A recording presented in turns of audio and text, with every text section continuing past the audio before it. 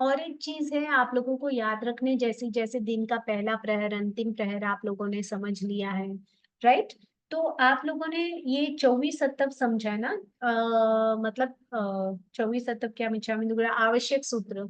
आवश्यक सूत्र में एक वंदना है, मैंने सोचा कोई पूछेगा, मैंने ऐसे ही बता दिया कि मीनिंग नहीं बताऊं, लेकिन आप लोगों ने किसी ने पूछा ही नहीं, आप लोगों ने कुछ ध्यान ही नहीं दिया। कौन सा है ऐसा शब्द जिसका मीनिंग आपको नहीं आता है? मुझे सर्च करके बताइए। आवश्यक सूत्र में 6 है, जिनमें से एक का मीनिंग आपको पता ही नहीं है। तो अभी मैं एक बार पढ़ाती हूँ, पढ़ने पे ध्यान दीजिए, लास्ट में मुझे पूछिएगा कि इसका मीनिंग हमको सच में नहीं पता है। चलिए आगे बढ़ते हैं, हम आते हैं यहाँ पे क्रियावाद हो गया। क्रियावाद मतलब जिसमें आत्मा, पुनर्जन्म, पूर्व जन्म, धर्म, कर्म आदि में विश्वास किया जाता है, दैट इज क्रियावाद, इजी लैंग्वेज में। अक्रियावाद मतलब होता है इन सब में विश्वास नहीं कर, केवल वर्तमान जीवन में विश्वास करना, ठीक है। वो हो गया अक्रियावाद। विनयवाद यानी हो गया अहम का विसर्जन करना, विनय सबसे अच्छा होता है। सब दुखों का मूल क्या है? अहंकार। अहम सब दुखों का मूल है, ये किसका नारा है? विनयवादियों का। और जो अज्ञानवादी है वो कहते हैं जो अज्ञानी मनुष्य होता है वो सबसे सुखी होता है। जितना ज्ञान उतना दुख, जितना ज्ञान उतना दुख। ये सब कब चल रहे थे? भगवान महावीर के समय में, ठीक है। तो भगवान महावीर ने कौन सा वाद चुना? क्रियावाद। भगवान महावीर यहाँ पे आता है, अज्ञानवादी अपने सारे ज्ञान का उपयोग ज्ञान के निरसन में करते हैं। अज्ञानवादी जो थे, निरसन यानी निकालना, खत्म करना, निरसन। तो ज्ञान, अज्ञानवादी जो थे वो कहते थे अज्ञान वाले ही सब सुखी होते हैं, ज्ञान करने वाला दुखी होता है। तो जितना भी ज्ञान है उस सब का निरसन करो, निकालो उसको, बाहर फेंक दो, निकाल के निरसन कर दो। भगवान महावीर ने दूर कर दो। भगवान महावीर ने चारों वादों की समीक्षा कर क्रियावाद का सिद्धांत स्वीकार किया। भगवान ने कौन सा वाद सिद्धांत स्वीकार किया? क्रियावाद का सिद्धांत। आत्मा, कर्म, धर्म, पुनर्जन्म, पूर्व जन्म, है ना, कर्म आदि, उनका स्वीकार एकांगी दृष्टि से नहीं था, इसीलिए उनके दर्शन को सापेक्ष क्रियावाद की संज्ञा की। एकांत दृष्टिकोण नहीं था, वो क्या था? जैन धर्म क्या है? अनेकांत दृष्टिकोण वाला है। इसीलिए उनके दर्शन को जो है सापेक्ष यानी अपेक्षा के साथ, सापेक्ष यानी अपेक्षा सहित सापेक्ष क्रियावाद की संज्ञा दी जा सकती है। अब क्रियावाद में भी कौन सा? सापेक्ष यानी हर एंगल से वस्तु को देखने का दृष्टिकोण। कुछ विद्वानों का अभिमत है कि यज्ञ, जातिवाद आदि ब्राह्मण सिद्धांतों का विरोध करने के लिए महावीर ने जैन धर्म का प्रवर्तन किया। अब यहाँ पे कुछ विद्वान जो थे, ब्राह्मण वाले विद्वान होंगे, वो मानते हैं कि भगवान महावीर ने इसलिए संघ का, जैन धर्म का प्रवर्तन किया कि वो है ना यज्ञ, जातिवाद, ब्राह्मण के सिद्धांतों का विरोध कर सके। क्योंकि भगवान महावीर को जब केवल दूसरी देशना दे रहे थे तभी तो 11 गंधर्व सब उनके पास गए थे। वहां पे सोमिल ब्राह्मण यज्ञ करवा रहा था ना। वो 11 महापंडित कहाँ आए हुए थे? उसी यज्ञ में शामिल होने आए हुए थे। तो कुछ आचार्य थे, जो कुछ विद्वान ऐसे थे, वो बोलते हैं कि ये तो भगवान महावीर जो इन्होंने जैन धर्म स्टार्ट किया है अभी अभी, तो इन्होंने क्यों किया है? क्योंकि ये यज्ञ, जातिवाद, ब्राह्मण के सिद्धांतों का विरोध करना चाहते हैं, इसीलिए। किंतु ये गहराई से आलोचित नहीं था। महावीर जिस श्रमण परंपरा में दीक्षित हुए वो बहुत प्राचीन था। अब भगवान महावीर ने कोई नया तो प्रवर्तन स्टार्ट नहीं किया है। स्टार्ट तो किसने किया था? इस अवसर्पिणी काल में स्टार्ट किसने किया? भगवान ऋषभ, सही बोल रहे हैं।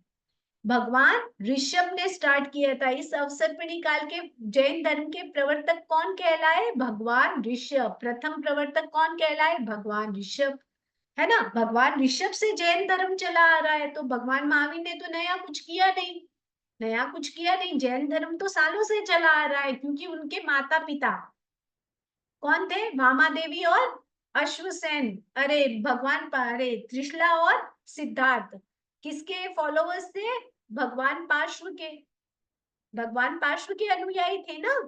तो वो तो भगवान पार्शु को मानते थे। तो महावीर जिस श्रमण परंपरा में दीक्षित हुए वह बहुत प्राचीन था, उनका अस्तित्व वेदों की रचना से पूर्ववर्ती यानी बहुत पहले का है।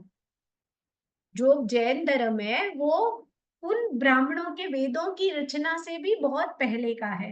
वेदों में स्थान स्थान पर विरोधी विचारधारा का उल्लेख मिलता है, उसका संबंध श्रमण परंपरा से ही है। श्रमण परंपरा का वो समय समय पर विरोध करते रहे।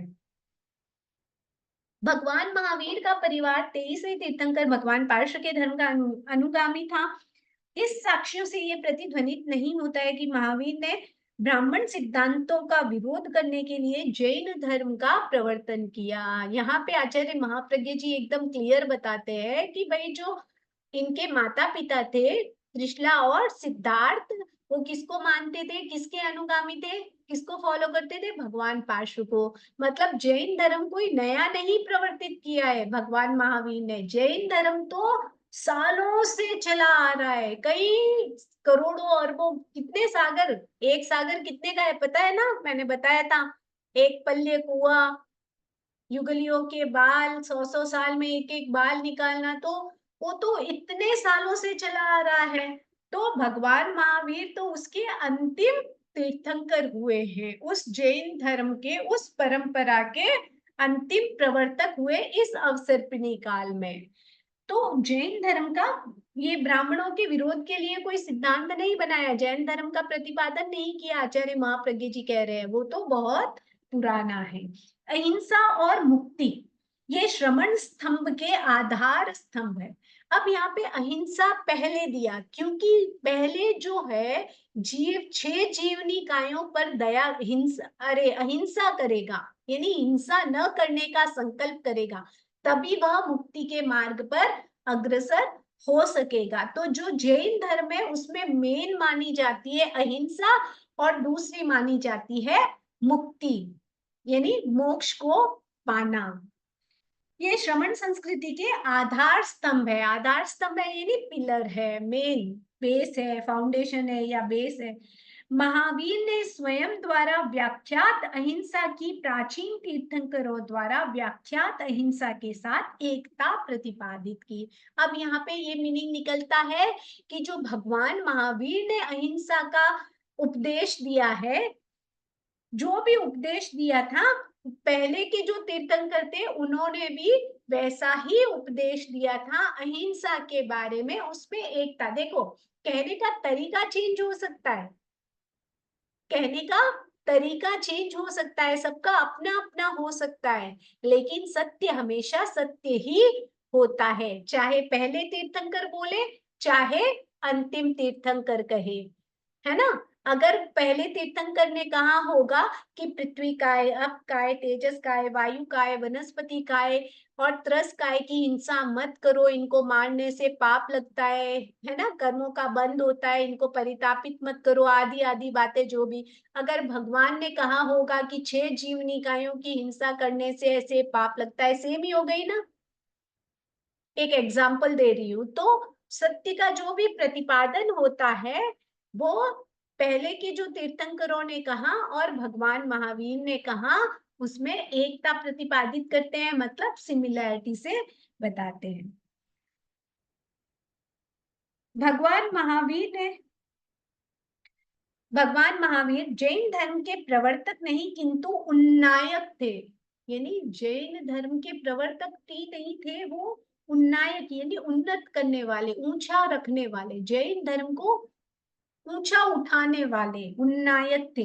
उन्होंने प्राचीन परंपराओं को आगे बढ़ाया, क्योंकि ये तो कब से चली आ रही है, भगवान ऋषभ से चली आ रही है जैन धर्म की परंपरा, तो उन्होंने उसको और ऊंचा बढ़ाया और प्राचीन परंपराओं को आगे बढ़ाया, अपने समसामयिक विचारों की परीक्षा की और उनके आलोक में अपने अभिमत जनता को समझाए। अब यहाँ पे भगवान ने क्या किया कि अपने समसामयिक विचारों की पहले तो स्वयं को तोला, परखा, जांचा, है ना, स्वयं ने उस चीज को जांचा, परखा, तोला, साधना की ना 12.5 वर्ष, जब सत्य का साक्षात्कार हुआ तब उन्होंने जनता के सामने उन बातों को फैलाया या पहुंचाया।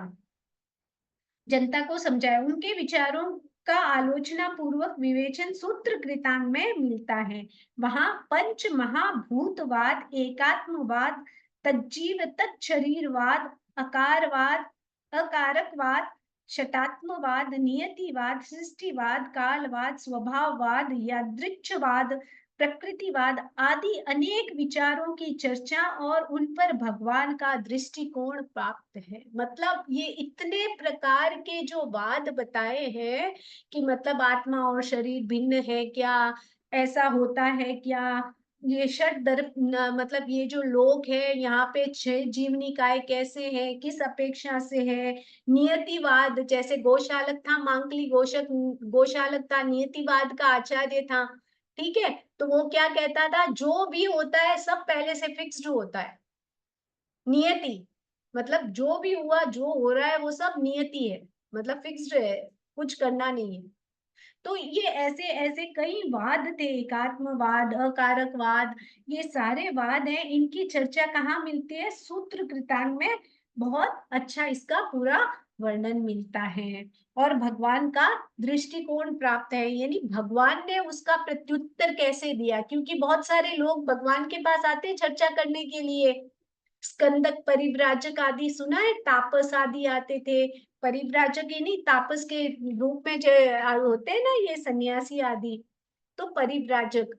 तो ऐसे अलग अलग, क्योंकि भगवान के समय में तो कितने मत चल रहे थे, 363।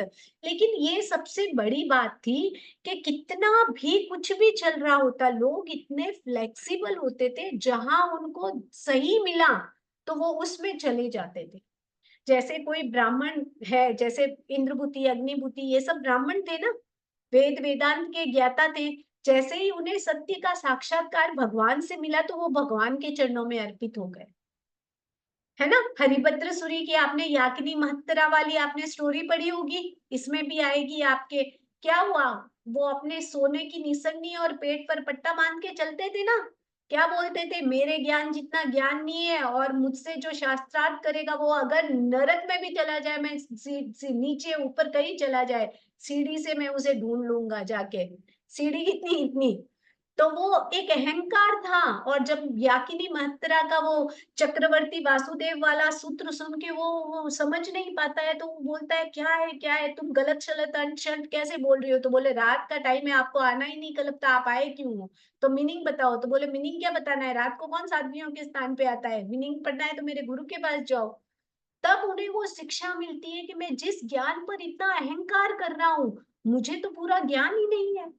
ये एक साध्वी होकर, एक संघ की एक साध्वी होकर इतना ज्ञान है, तो इनके गुरु के पास कितना ज्ञान होगा, इस जैन धर्म में कितना ज्ञान है। तो तभी दीक्षित हो जाते हैं गुरु के पास। मतलब वो आग्रह वृत्ति नहीं थी, ज्ञान का घमंड हो सकता है, जैसे ही वो जान जाते थे, समझ जाते थे, बहुत फ्लेक्सिबल होते थे, सत्य के प्रति उनका रुझान होता था, मतलब झुकाव होता था।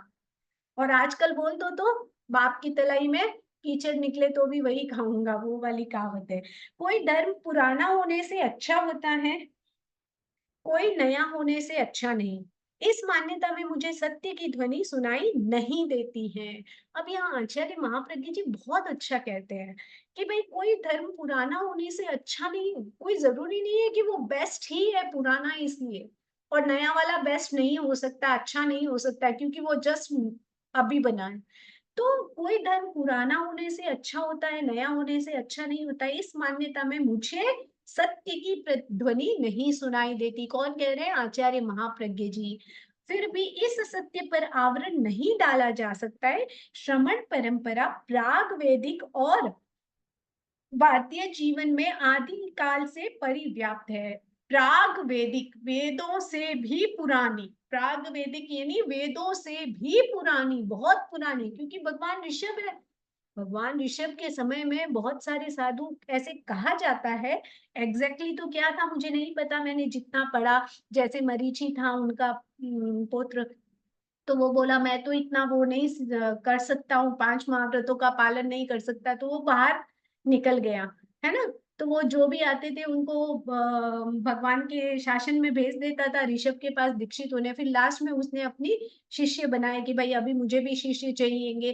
कहते तब से तापस जीवन या आदि वो सब शुरू हुआ होगा। जो भी है एग्जैक्टली पता नहीं है कि कब से शुरू हुआ, लेकिन यहाँ कहा जाता है कि जो श्रमण परंपरा है वो प्राग वैदिक यानी वेदों से भी बहुत पुरानी है, बहुत पुरानी है, और भारतीय जीवन में आदिकाल से व्याप्त है। आदिकाल यानी बहुत पुराने काल से। श्रमणों की अनेक धाराएं रही, उनमें सबसे प्राचीन धारा भगवान ऋषभ की सबसे अर्वाचीन, अर्वाचीन यानी नया, रिसेंटली अपन बोलते हैं ना, रिसेंटली अभी किसका शासन चल रहा है, तो क्या बोलेंगे, भगवान महावीर का। अर्वाचीन यानी नया, वर्तमान भगवान बुद्ध की है और सबसे मध्यवर्ती। वैदिक वैदिक और पौराणिक दोनों साहित्य विधाओं में भगवान ऋषभ श्रमण धर्म के प्रवर्तक के रूप में उल्लेखित हैं। अब यहाँ पे वैदिक, पौराणिक आदि धर्म कथाओं, साहित्य विधाओं में भगवान ऋषभ का वर्णन मिलता है। भगवान ऋषभ का धर्म विभिन्न युगों में विभिन्न नामों से अभिहित होता है। अब यहाँ पे माना जाता है कि वैदिक संस्कृति और पौराणिक कथाएं होती है ना, पौराणिक काल की कथाएं, पौराणिक काल यानी बहुत पुराने जमाने की, उनका भी तो इतिहास होगा।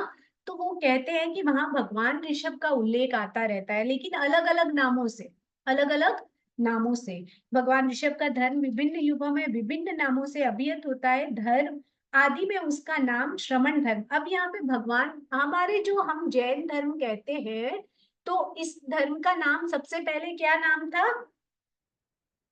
श्रमण धर्म। फिर अरहत धर्म हुआ भगवान महावीर के युग में। निर्ग्रंथ नियत ना निगत नाथ पुत्ते ऐसे कहा जाता था, निर्ग्रंथ नाथ पुत्र, निर्ग्रंथ धर्म कहा जाता था। बौद्ध साहित्य में भगवान का उल्लेख उल्लेख निगट निगंठ नाथ पुत्ते के नाम से प्रसिद्ध हुआ। मतलब बौद्ध साहित्य में क्या नाम आता है अपने जैन धर्म का, निगंठ नाथ पुत्ते। नाथ पुत्र क्यों कहा जाता है, आप लोगों ने भगवान महावीर के जो 4 नाम पढ़े उसमें है ना, याद है, नागपुत्र उनका ज्ञात वंश था, नाग वंश है ना, इसीलिए उनको नागपुत्र भी कहते हैं। तो नाथ पुत्ते, उनके निर्माण की दूसरी शताब्दी में जैन धर्म के नाम से, उनके निर्माण की दूसरी शताब्दी यानी उनके निर्माण होके 100 साल कंप्लीट हो गए, 200 साल जो भी चल रहा, रनिंग चल रहा था, उसमें ये जैन धर्म नाम प्रसिद्ध हुआ। भगवान महावीर के अस्तित्व काल में श्रमणों के 40 से अधिक संप्रदाय थे, उनमें 5 बहुत प्रभावशाली थे। 40 संप्रदाय चल रहे थे, अलग अलग संप्रदाय चल रहे थे 40 भगवान के समय में। 5 बहुत प्रसिद्ध थे। निर्ग्रंथ यानी महावीर का शासन, शाक्य यानी बुद्ध का शासन, आजीविक मांकली गोशालक, आपको पता है मांकली गोशालक कौन था, भगवान जब छद्मस्त काल में थे, 12 साढ़े 12 वर्ष की साधना जब चल रही थी, उनकी साधना काल चल रहा था, तब ये मांकली पुत्र गोशालक जो है, वो कोई ऐसे देखता है कि बहुत पहुंचे हुए पुरुष है, उनके साथ साथ चलता है, क्योंकि वो ऋषि मुनि को, किसी ऋषि को सताता है, तो उन्हें तेजोलब्धि का प्रयोग कर दिया, और भगवान ने उस पर शीतोलब्धि का प्रयोग, शीतल लब्धि से उसको बचा लिया था, मांकली पुत्र गोशालक को। ऐसे गोशालक और भगवान महावीर की बहुत लंबी चौड़ी चर्चा चलती है, यहाँ पे इसमें भी है, श्रमण महावीर में भी है, आप लोगों को कभी पढ़ना हो तो। फिर वो भगवान से अलग हो जाता है, निन्नव नहीं है वो, निन्नव नहीं है, आगे आपके निन्नव आएंगे, निन्नव नहीं है, मांकली पुत्र गोशालक निन्नव नहीं हुआ है, वो बस नियतिवाद को मानने वाला हो गया था। मांग आजीविक संप्रदाय था आजीविक। जबकि इसके आचार्य कौन माने जाते हैं, कोई और नाम है, ये थर्ड आचार्य बने थे मांकली पुत्र गोशालक। गैरिक यानी तापस शासन, ये जो परिव्राजक यानी सांख्य। अभी गैरिक तापस जो होते हैं ना, ये भगवा कपड़ा वाले साधु आदि नहीं होते, उनको गैरिक तापस, तापस कहते हैं। जो तपस्या, अभी आपने कभी पढ़ा होगा भगवान ऋषि पार्श्व के समय में, वो जो अग्नि का तप तपा रहा था, कमट का जीव है ना, वो तापस होते हैं, तपस्या आदि ऐसे करते हैं, तो ये गैरिक तापस आदि कहलाते हैं। इनमें भी अलग अलग भेद होते हैं। परिव्राजक मतलब त्रिदंड तापसी, जो त्रिदंड रखते हैं, का ये क्या बोलते हैं, कामंडलू और वो लाठी और वो त्रिदंड और लेकिन ही परिव्राजक कहते हैं उनको, अलग अलग है। बौद्ध साहित्य में 6 श्रमण संप्रदायों, उनके आचार्यों तथा सिद्धांतों का उल्लेख है। जैन धर्म में कितने मिलते हैं? 5, और बौद्ध धर्म में 6 मिलते हैं। आज यहीं तक रखें, आगे करें। आपके ऑडियो यहीं तक डाला हुआ था मैंने, शायद कर दिया। ये कंप्लीट करवा दूं? ओके, ठीक है, ये कंप्लीट करवा देते हैं। अक्रियावाद। अक्रियावाद समझ में आ गया? क्या था अक्रियावाद? जिसमें धर्म, कर्म, पुनर्जन्म, आत्मा, पूर्व जन्म आदि में कोई विश्वास नहीं होता था। अब इसके आचार्य कौन थे? पूरण काश्यप। इस संघ का आचार्य अक्रियावाद, अक्रियावाद का आचार्य कौन था? पूरण काश्यप। पूरण कश्यप, कश्यप उसका कहना था कि किसी ने कुछ किया या करवाया, काटा या कटवाया, तकलीफ दी या दिलवाई, शोक किया या करवाया, कष्ट सहा या दिया, डरा या दूसरों को डराया, प्राणी की हत्या की, चोरी की, डकैती की, घर लूटा, बटमारी यानी बटवा मारा, पर स्त्री गमन किया, असत्य वचन कहा, फिर भी उसको पाप नहीं लगता। तीक्ष्ण धार के चक्र से भी अगर कोई इस संसार के सब प्राणियों को मार कर ढेर लगा दे तो भी पाप न लगे। गंगा नदी के उत्तर किनारे पर जाकर भी कोई दान दे, दिलाए, यज्ञ करे, करवाए तो पुण्य नहीं होगा। दान, धर्म, संयम, सत्य भाषण, इन सबको पुण्य प्राप्ति नहीं होती। ये पूर्ण कश्यप के वाद को अक्रियावाद कहा गया। कुछ भी करो, चाहे हत्याएं करो, लूटो, खसोटो, मारो, पाप नहीं लगेगा, और कितना भी धर्म कर लो पुण्य नहीं होगा। ये किसका मत था? पूरण कश्यप का अक्रियावाद। मतलब कोई क्रिया नहीं है, पुण्य और पाप कोई क्रिया ही नहीं है, कुछ भी नहीं लगता है, ना पुण्य होता है ना पाप होता है, कुछ भी नहीं होता है। नियतिवाद। नियतिवाद यानी जो होना है वही होगा। इस संघ का आचार्य मांकली गोशालक था। उसका कहना था प्राणी के अपवित्र होने में, यानी प्राणी अगर कोई गलत आचरण करता है या गलत होता है तो उसके अपवित्र होने में न कुछ हेतु है न कुछ कारण है, वे बिना हेतु के बिना कारण के ही अपवित्र होते हैं। मतलब मन में क्लेश भाव भी आ रहा है तो अपने आप ही आते हैं, उसमें कोई हेतु वेतु नहीं बनता है, अपने आप ही आते हैं। बोले कुछ नहीं होता है, अपवित्र होता है कोई तो। अपवित्र का मीनिंग है बुरी सोच, बुरे विचार, बुरे आचार आदि, अपवित्र। प्राणी की शुद्धि के लिए भी कोई हेतु नहीं है, कुछ भी कारण नहीं है, बिना हेतु के बिना कारण के प्राणी शुद्ध होते हैं। मानी कोई अभी गुण स्थानों में हम क्या मानते हैं? आरोहण करता है कोई, है ना। सम्यक्त्वी कब बनता है? जब उसकी भावों की धारा विशुद्ध होती है ना, तभी जीव सम्यक्त्वी बनता है मिथ्यात्वी से। फिर और विशुद्ध होती है तो त्याग करने की भावना होती है तो वो श्रावक बनता है। और थोड़ी भावना विशुद्ध होती है तो साधु बनने की भावना आती है। और विशुद्ध होती है तो अप्रमत्त भाव आते हैं, फिर वो गुण स्थानों में ऊपर चढ़ता है, ऐसे मानते हैं ना। लेकिन वो मानते हैं ये कुछ भी नहीं होता, ये अपने आप होता है। कुछ अच्छा होना, बुरा होना, पवित्र होना, अपवित्र होना, विशुद्ध होना, अविशुद्ध होना, ये सब अपने आप होता है। बल, वीर्य, पुरुषार्थ या पराक्रम सब कुछ नहीं है। सब प्राणी बलहीन और निर्वीर्य हैं। निर्वीर्य यानी जिसमें आत्मा की कोई शक्ति ही नहीं है, बलहीन है। मतलब इंसान कुछ नहीं कर सकता, कोई भी जीव कुछ नहीं कर सकता है। ये नियति यानी भाग्य है। मतलब सब कुछ फिक्स्ड है, पहले से सब कुछ फिक्स्ड है। संगति और स्वभाव के द्वारा परिणत होते हैं। ये नियति यानी भाग्य, संगति और स्वभाव के द्वारा परिणत होते हैं, यानी नियति का योग पाकर ये ऑटोमेटिकली हो जाते हैं।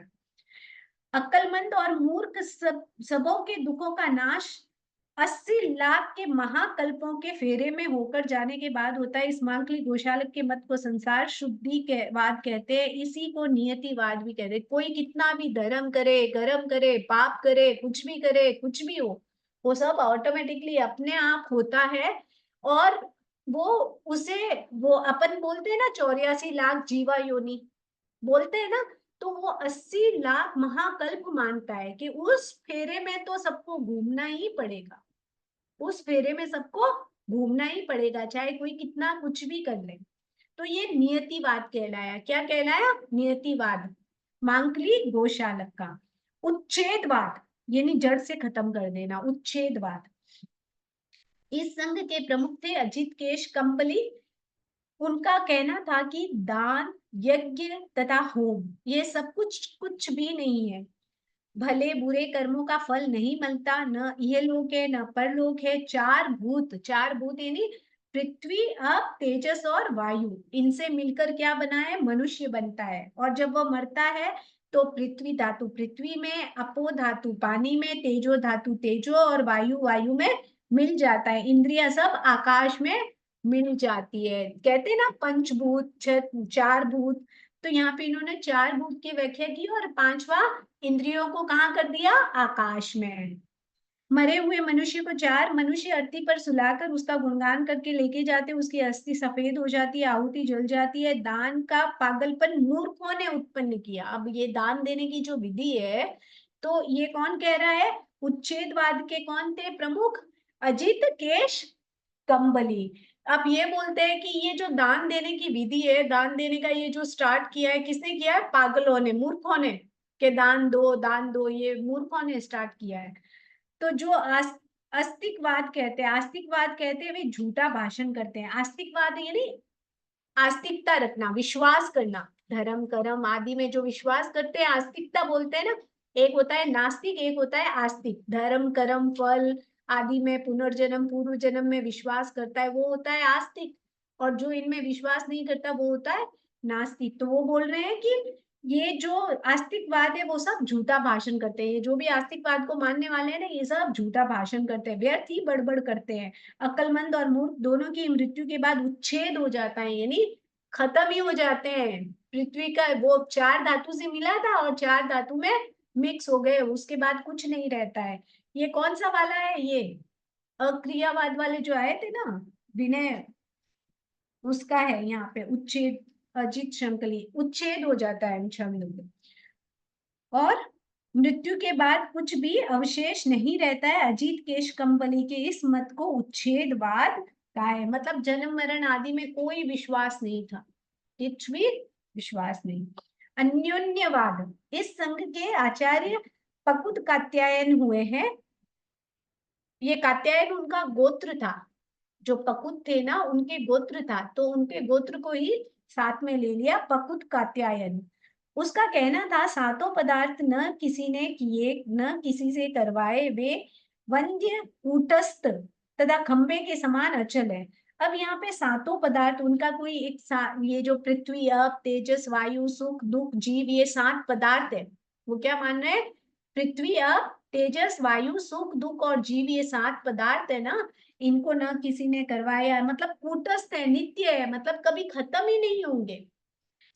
जो जैसा है वैसा ही रहेगा, हमेशा वो रहेंगे ही रहेंगे, स्थिर रहेंगे। कूटस्थ नित्य मतलब हमेशा थे, हैं और रहेंगे। कूटस्थ नित्य। वे हिलते नहीं, बदलते नहीं, आपस में कष्टदायक होते नहीं, एक दूसरे को सुख दुख देने में असमर्थ है। न तो उनसे सुख मिलता है न उनसे दुख मिलता है। कौन कौन से सात पदार्थ है?